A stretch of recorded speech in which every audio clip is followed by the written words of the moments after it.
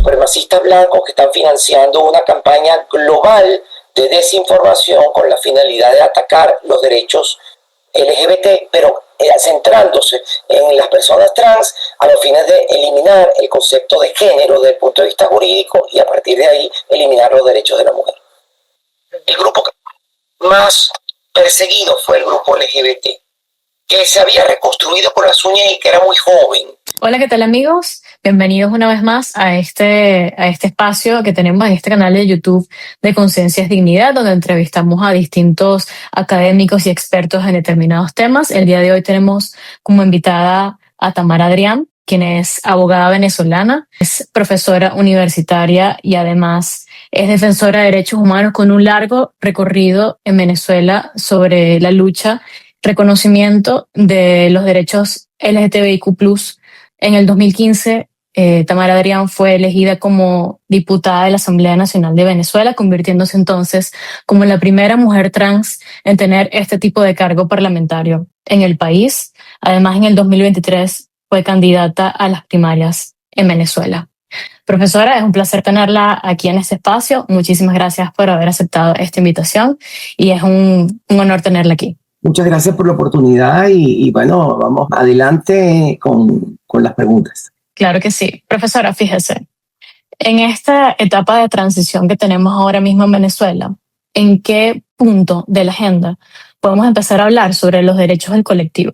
Primero que nada, yo no estoy segura de que hayamos iniciado una transición hacia la democracia en Venezuela. Veo signos que preceden, de acuerdo con los estudiosos de las transiciones, a lo que podría llegar a constituirse, fíjate todos los condicionantes que utilizo, en un inicio de transición hacia la democracia. ¿Cuáles serían estos?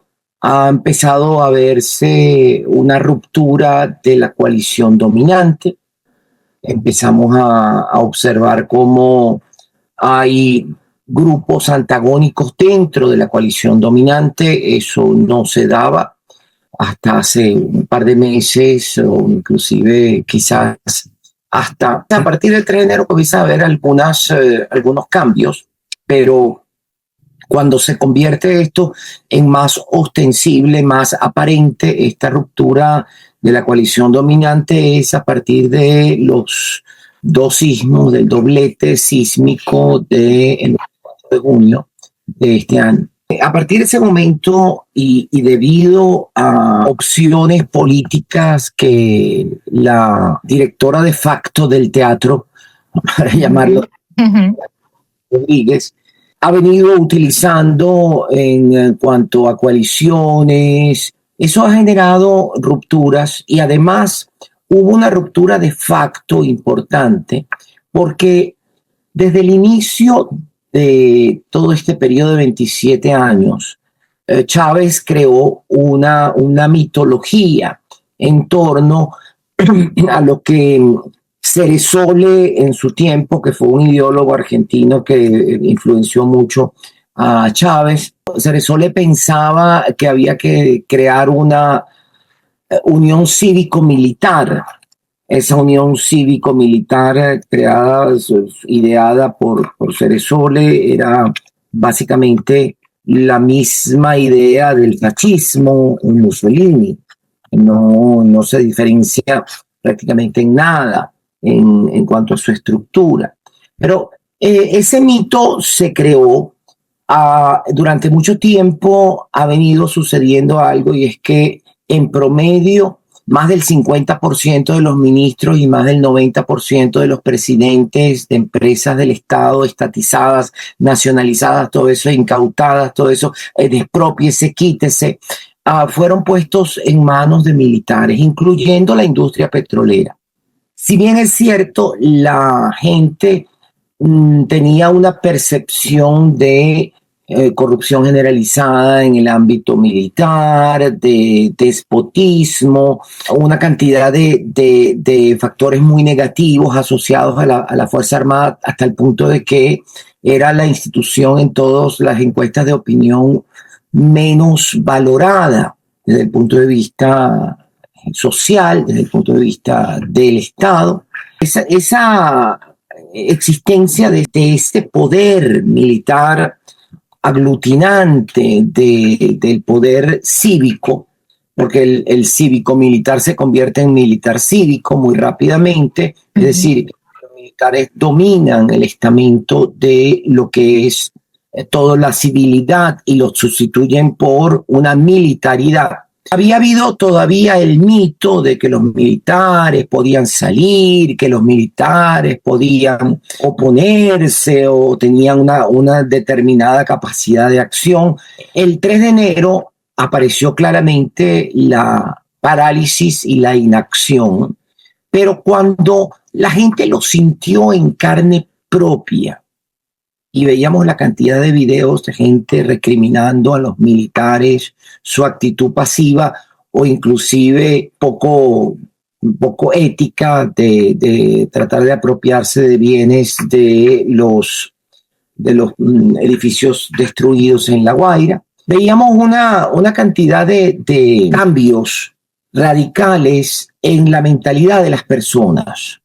Yo situé en ese momento algo que para mí es importante cuando la gente dejó de tener miedo de hablar. En ese momento, inclusive justo antes del terremoto, la gente todavía tenía miedo de hablar por miedo a ser puesta presa, cosa que Claro, o sea, autocensuraban.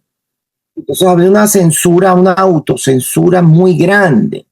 Pero cuando tú veías la gente llena de rabia, sacando a sus familiares con las manos desnudas de las ruinas y los militares detrás con los brazos cruzados, y la reacción de la gente, eso marcó un punto de ruptura que luego, con el hecho de que estados extranjeros, Estados Unidos y otros, han venido ayudando un poco en el tema de la reconstrucción, eso ha creado también un cisma, una ruptura dentro de las estructuras de poder que hoy en día es aparente. Entonces tú ves un Mario Silva que empieza a hablar, y otros muchos, pero que empiezan a hablar ostensiblemente en contra del interinato de Delcy Rodríguez, en contra de sus posiciones, el propio hijo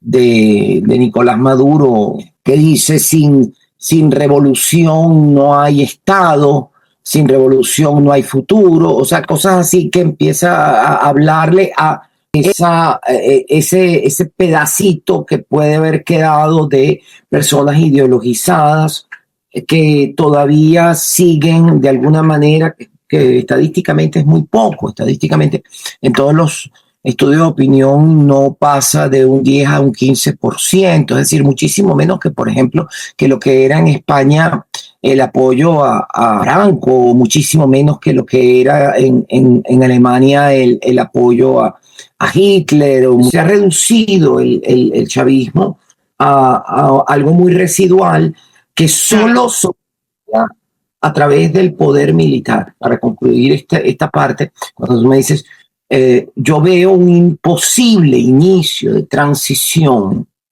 si se consolida varios elementos. Uno, la ruptura de la coalición dominante. Dos, la presión internacional acrecentada. Y tres, una coalición mucho más amplia de fuerzas democráticas a que no se limite a uno o varios partidos, es decir, que no se limite a María Corina Machado, que no se limite a la plataforma unitaria, sino que sea muchísimo más amplio y que permita justamente crear esa idea de unidad en torno o esa aspiración de unidad en torno a la idea de la democracia futura.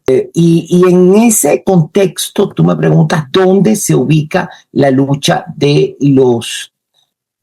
Del colectivo. Sí, de los derechos, el reconocimiento de los derechos. Por una razón de homofobia y de transfobia, asociada a quien fuese en aquel momento el fiscal general de la República, Tarek William Saab, y otros integrantes, incluyendo el propio defensor del pueblo, que era, sobre todo Tarek es profundamente homofóbico y transfóbico. En sus redes y en entrevistas hablaba con esas teorías de conspiración y de desinformación asociadas al desprecio de la comunidad LGBT. Pues bien, ¿qué pasó? Durante la campaña electoral de Edmundo González, la comunidad LGBT, por primera vez unida, se puso detrás de Edmundo González. Todos. Sintieron apoyo. Y ostensiblemente aparecían en ese apoyo. ¿Qué sucedió? Después del 28 de julio del año 2024, hubo una persecución terrible en Venezuela que llevó a que en solamente 2 meses el número de presos políticos pasara de 400 a más de 2.000 y tantos. Y en ese contexto, el grupo que fue más perseguido directamente, aparte de ciertos partidos políticos, 20, Voluntad Popular, Primero Justicia, que también, pero de la sociedad civil, el grupo más perseguido fue el grupo LGBT, que se había reconstruido con las uñas y que era muy joven, porque en los años, durante la gran crisis de la hiperinflación del año 2015 al 2019, prácticamente todos los dirigentes salieron de Venezuela, los dirigentes históricos. Yo fui una de las pocas que quedó. Entonces se reconstruyó después de la pandemia muy difícilmente, con algo de ayuda, porque aquí no hay ONG constituidas LGBT, porque nunca se les ha dado permiso para constituirse, nunca se les ha dado personalidad jurídica. De manera tal que estamos en la imposibilidad de recibir fondos. Gente que ayudaba a través de una tercera organización y medio se reconstruyó algo.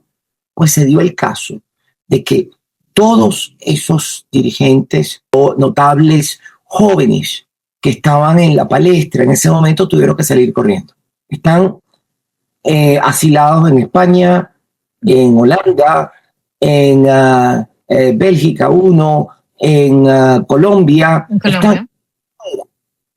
Entonces se produjo un fenómeno de huida colectiva, de ataque directo, de amenazas graves. Hubo que ayudar a salir a las personas a través de la frontera por Colombia. Hubo que generar mecanismos para acogida en países como Colombia durante, al menos en forma temporal. ¿Por qué dice usted que fue uno de los grupos más perseguidos? Ya es un grupo completamente golpeado, ¿no? Porque además somos uno de los países más rezagados de la región latinoamericana con respecto a derechos, reconocimiento de identidad de género, matrimonio igualitario, un largo etcétera. ¿Por qué todavía seguir insistiendo? ¿Por qué es un grupo tan vulnerable y tan perseguido? Porque por primera vez se separó ostensiblemente del chavismo. El chavismo había siempre dicho, nosotros tenemos monopolio sobre la comunidad LGBT, cosa que era falsa, por supuesto, pero lo vendían fuera de Venezuela. Entonces, por primera vez, eso no pasó aquí, aparte de que el fiscal y otros entes eran altamente homofóbicos y transfóbicos en ese momento y tenían el poder para perseguir. Creo que por ahí va el origen de esa persecución que fue notoria. No fue contra las mujeres, no fue contra las personas afrodescendientes, fue contra las personas LGBT. Como un tipo de resentimiento. Sí. Y entonces, mira, dentro de eso, ¿dónde cabría para que... Pregunta, porque me estoy yendo un poco por la rama, pero creo que hay cosas que son muy importantes de explicar primero para poder entender qué es lo que está pasando. Creo que podría haber un posible inicio de derechos en la medida en que se reinstitucionalice Venezuela. Tú dices, y lo dices con toda la verdad, que América Latina, prácticamente el 90% de la población de América Latina tiene igualdad ante la ley. El matrimonio igualitario existe, y vengo de arriba hacia abajo.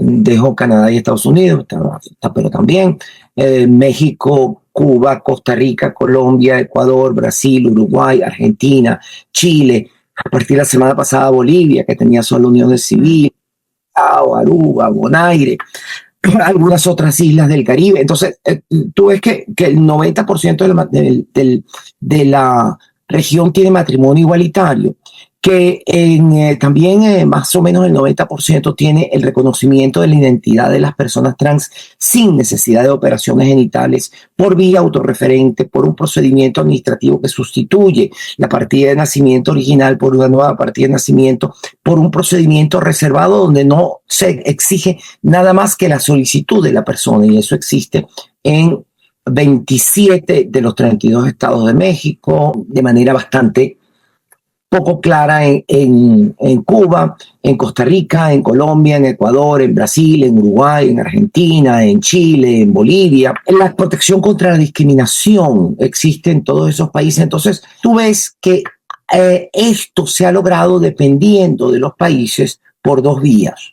Por vía judicial, porque han sido los tribunales los que han abierto la vía, y luego, en algunos casos, ha sido legislativo, el que ha legislado, el que ha dictado leyes, donde ha sido por vía estrictamente jurisprudencial que se ha logrado esto. Bueno, en Colombia, en Ecuador y en Brasil. En otros países hubo primero decisiones judiciales que luego fueron acompañadas por legislación, en el caso de México y el caso de Argentina y el caso de Chile. Hubo primero decisiones judiciales y luego hubo legislación. En Bolivia todavía no hay legislación, pero sí ya hay decisión sobre el reconocimiento de los matrimonios igualitarios. Una buena parte de los derechos está asociado a el respeto por los jueces del Estado de Derecho y el respeto de los derechos humanos. Eso significa que haya un poder público judicial independiente que esté formado en materia de derechos humanos. Esa entonces es la razón del por qué en Venezuela en todos estos años, en estas décadas, no se ha hablado de este tema, no se han reconocido derechos. Sí, es un factor relevante, pero creo que hay 4 factores ahí. Ok.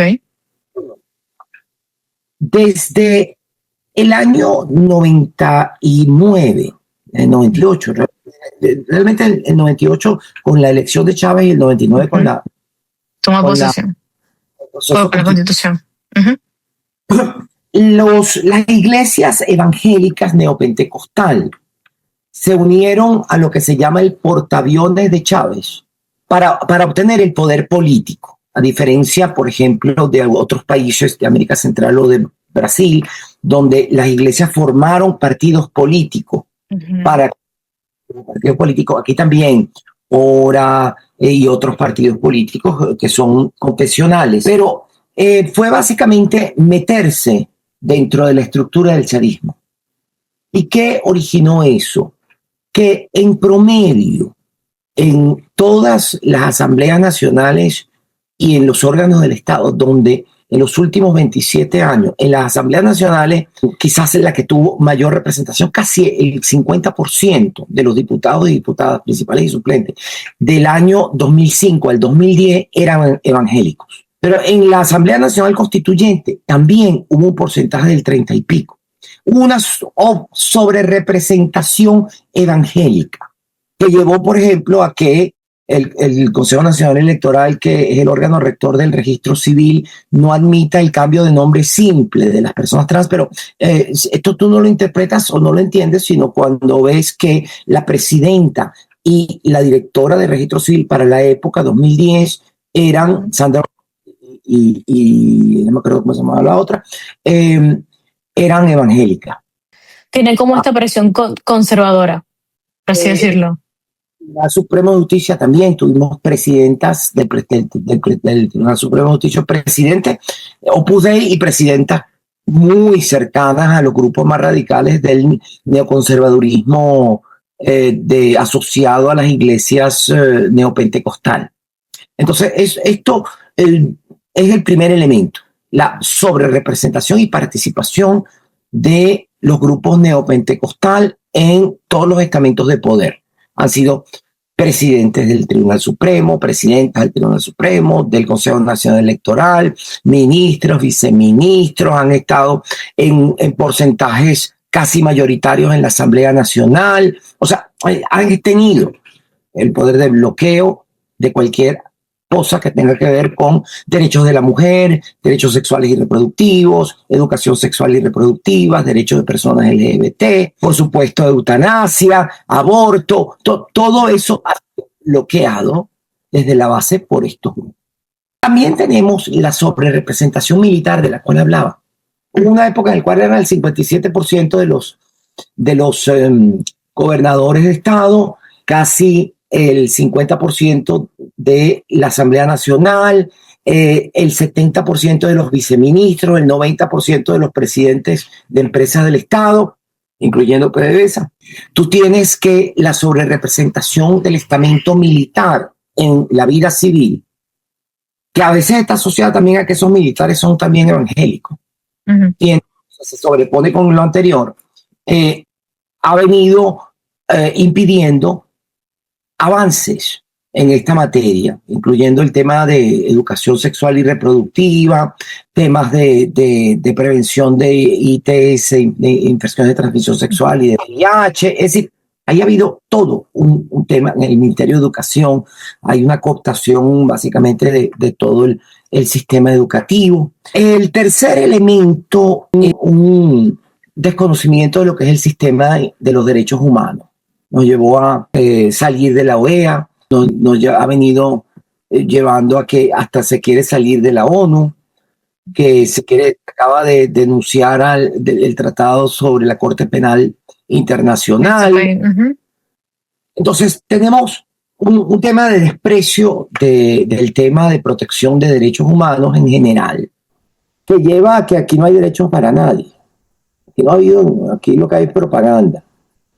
No, que hay derechos, no, aquí no ha habido derechos para las personas mayores, para los niños, niñas, adolescentes.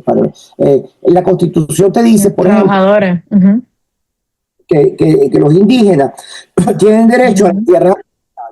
Después de 27 años no se le ha dado pero ni medio centímetro de terreno ancestral a los indígenas. Sí, a pesar de que la Constitución del 99 les otorgó muchísimos derechos y fue una de las constituciones más avanzadas respecto a este tema de los indígenas y, como usted bien dice, no se ha hecho nada. Pero eso también es con relación a los derechos de la mujer, con los derechos descendientes, con los derechos de las personas mayores, de los trabajadores, los derechos de niños, niñas y adolescentes. Ha habido en todo un retroceso, una propaganda que dice que hay avances y una verdad que es que hay un retroceso y cómo ese antagonismo, cómo se establece con el silencio. Aquí no hay cifras de nada oficiales sobre nada, sobre ningún hecho relevante, ni enfermedades, ni violaciones, ni asesinatos, ni crímenes, ni inflación, de nada, no hay cifras y en consecuencia es muy fácil decir a través de la propaganda, estos son los logros, esta es la verdad.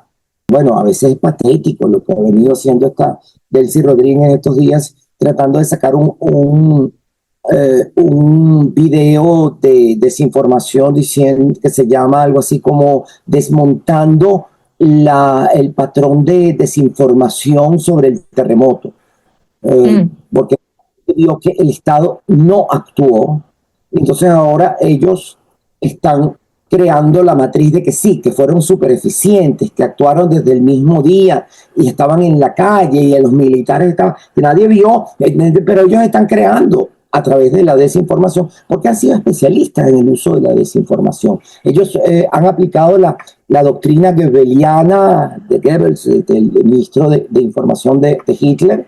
Una mentira repetida 1000 veces se convierte en verdad. Y lo han ido haciendo de esa forma. Primero, creando una matriz de opinión mentira. 2, ocultando la verdad. Ocultando las cifras, ocultando la data. Aquí no sabemos cuál es la deuda externa, no sabemos cuál es la condición de esa deuda externa, no sabemos cuántas personas enfermas, por ejemplo, de VIH hay, no sabemos cuántos abortos puede haber por año, no sabemos nada, porque no hay cifras, el Ministerio de Educación, el Ministerio de Salud, el Ministerio de...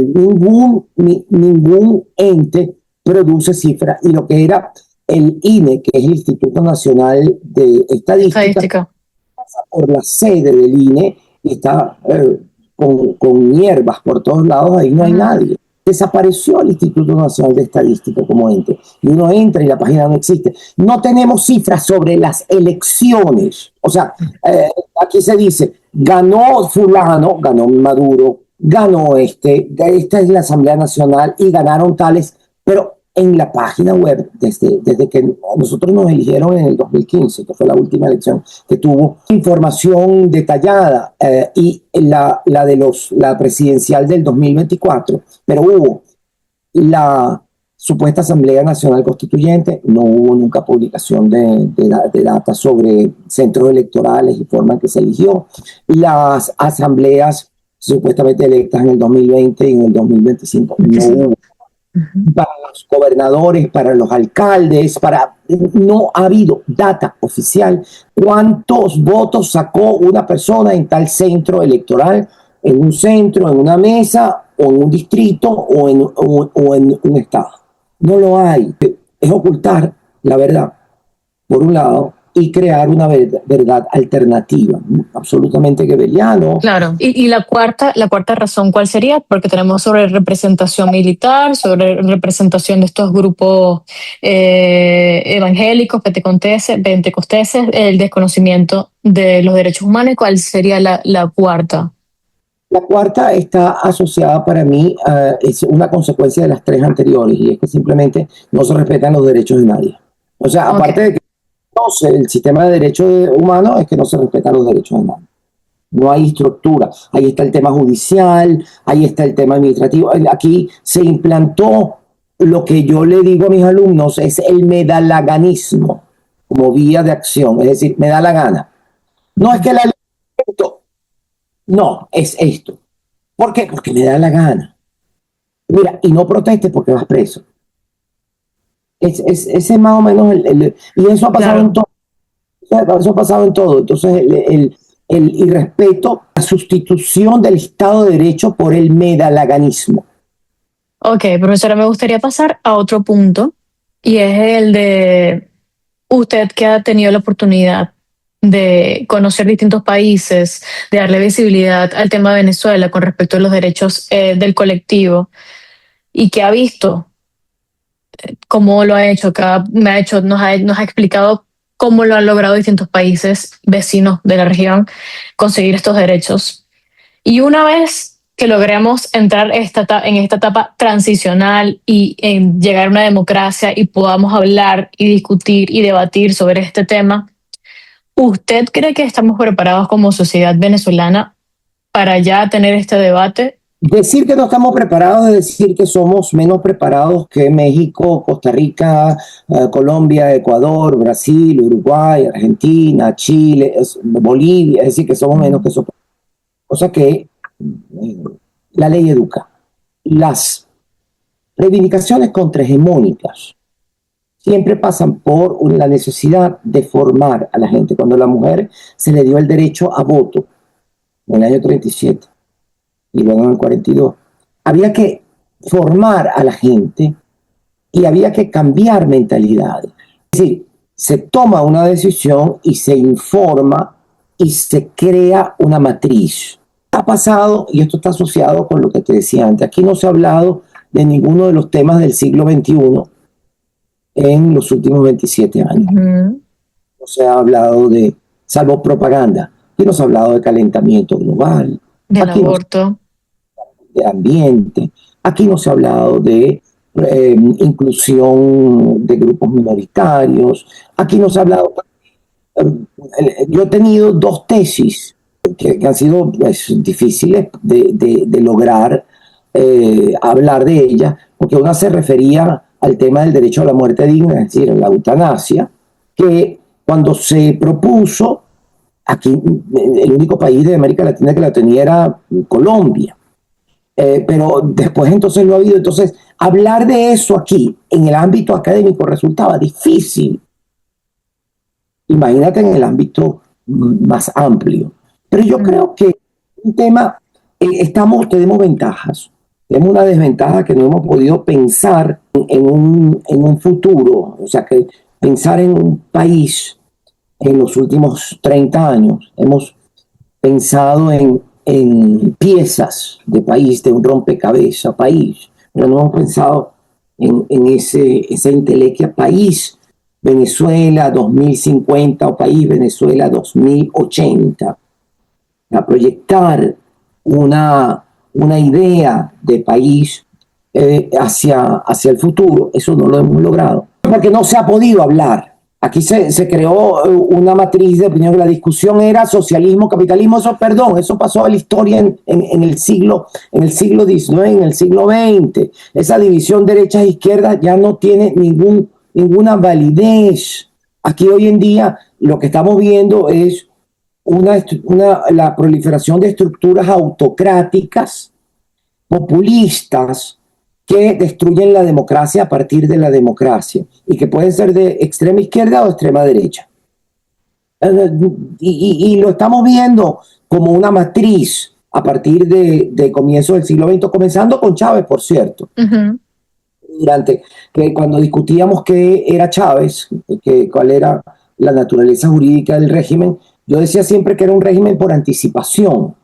En unas reuniones que teníamos en un grupo de abogados para tratar y constitucionalistas para tratar de determinar, era la Fundación García Pelayo, con la ayuda del doctor García Pelayo, y nos reuníamos una vez por semana, unas 3 horas, para hablar como decíamos allá, para hablar del bicho, Ok. como los entomólogos, para Ujú. del animal y catalogarlo. Y mi posición en aquel momento era que estábamos en presencia de un movimiento de destrucción de la democracia por vía de la democracia de naturaleza populista, y que era por anticipación, que eso se iba a replicar, que no era un movimiento de regresión, no era que íbamos hacia el pasado, era que, porque no, es que vamos hacia el siglo XIX, no, no, vamos hacia el Mm. futuro, vamos hacia una nueva estructura que empieza a verse en ese momento. Desafortunadamente tenía razón. En aquel momento había 45 autocracias, hoy en día hay casi 85, y todas ellas no han llegado al poder por golpe de Estado, sino por elecciones.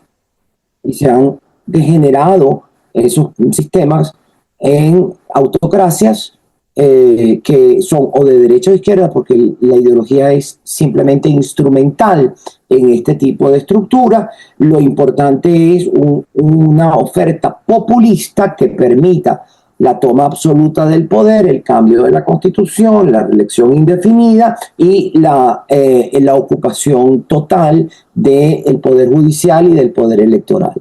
Eso va después hacia la ocupación de los partidos políticos y a la implantación de un sistema absolutamente jerárquico, autocrático. Pero estamos viendo en, en, eh, eh, en temas, en países donde la ideología es de derechas, o lo estamos viendo en países donde la ideología es de izquierda, la supuesta ideología. Entonces ya el antagonismo no se plantea entre propuestas de izquierda y propuestas de derecha, y mucho menos entre capitalismo y socialismo, porque eso de la estructura social de producción ha desaparecido en todos los países, y ya lo que existe son resabios en países muy pobres como Cuba, y es aún es de ver si eso no es un capitalismo selectivo Claro. en manos militares más que un capitalismo de Estado, o lo mismo en